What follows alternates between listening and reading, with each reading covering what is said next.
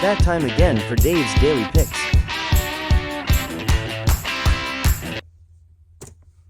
It is May 16th, 2025, and I'm Dave Sellers, back with your free daily picks. 2-1 last night. We're 6-5 for the week. How about them Nuggets, guys? I told you they're winning by 11. They win by 12. And they're winning Game 7. Veteran team, so many weapons. OKC just needs to build more around Shea. Chet ain't the answer. I thought Chet was overrated coming out of the draft, and he's showing it. They need to get Shea some more weapons, plain and simple. I got 3 plays for you today. 1 WNBA, 1 NBA, and 1 MLB. First up, WNBA. So pumped for the WNBA to be back. Huge fan of it. It's great betting markets. It's great basketball. It's a great product. And now everybody else is catching up to the fact that it's a great product thanks to the attention from Caitlin Clark and Angel Reese. They're both great players. But we also got Paige Bueckers this year, who I saw in person at Butler this year. She's insane. And that's the game I'm talking about here. The Wings host the Lynx in Dallas. The Lynx are 5.5-point favorites, and the total set at 163.5. Queen Fee, Napheesa Collier, and the Lynx are looking to follow up on last year's great season that saw them fall to the Liberty in the finals. I'm actually a really big Lynx fan, even though I'm based in Indiana. And this year isn't going to be good for them. I hate to say it. It really isn't. And this game isn't going to go well. Kayla McBride's out for personal reasons, 15 points per game last year. Xanda Cini got picked in the expansion draft. Alana Smith, who started 39 games last year and averaged 10 points a game, doubtful. Dorka Juhas played in 34 games last year. She's sitting the season out after playing back-to-back years of all-around basketball. And Maisha Hines-Allen left in free agency to the Wings. She was a big impact last year off the bench for this Lynx team after coming via trade. And I think people are overlooking that. For the Wings, they got so much better than last year. They did lose Satu Sabli. It is first year for their head coach, and they did bring in a new GM, and that new GM did some work. Then he is the former head coach of the Sparks and the Suns. They got lucky enough to get the first overall pick, Paige Bueckers. She's about to ball out this year. She's going to make some people say Caitlin who. She's going to have a great year. She'll be a unanimous Rookie of the Year. No doubt in my mind. And you pair her with one of the best scorers in the league, probably the best scorer in the league, in Enrique Ugobala. Enrique. I'm just calling her Enrique. I always mess up her last name. I feel so bad, Enrique. I'm a huge fan. If I ever get to meet you. And then they added Dejon Carrington, who brings a toughness on the defensive side of the ball. She's a little hamstrung on the offensive side, but in this offense that's going to have Enrique and Paige, she's going to have open threes, and she can hit them. And I talked about Hines-Allen.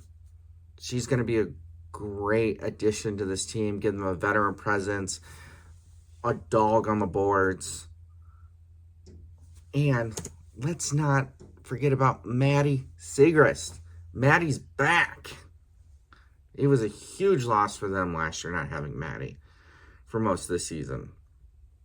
I think the Wings win this game by 8 points.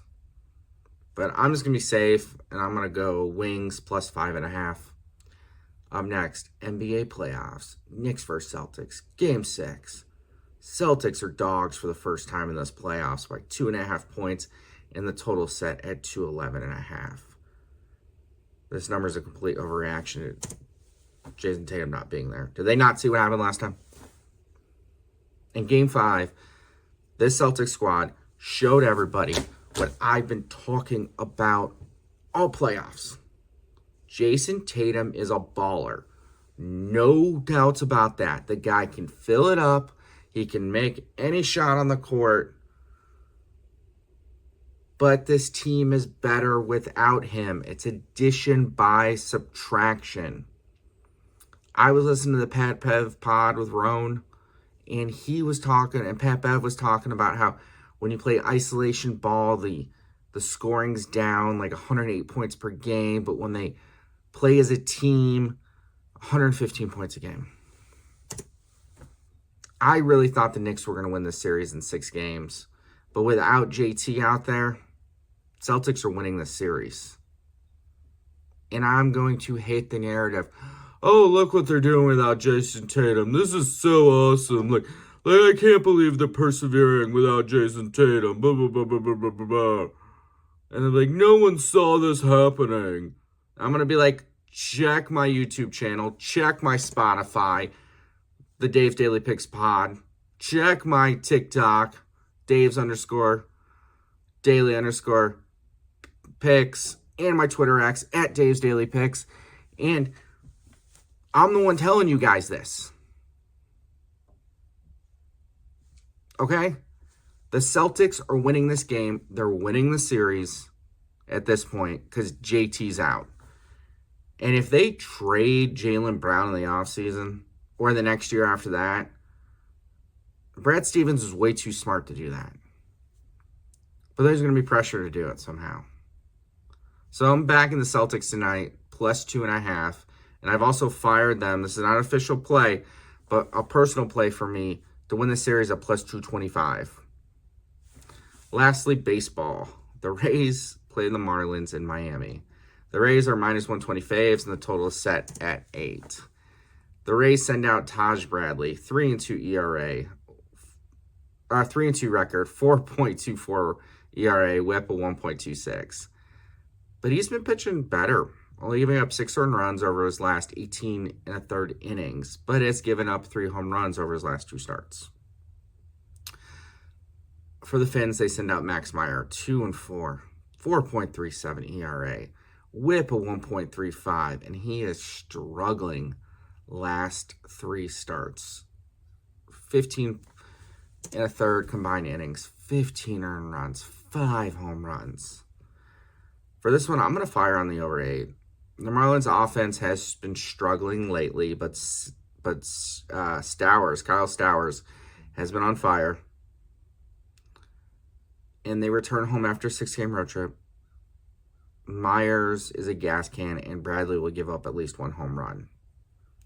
And talking about Stowers, he has all 10 of his home runs off right-handed pitching. If you want an additional play, a player prop, Kyle Stowers over 1.5 hits plus runs plus RBIs at plus 120 on DK.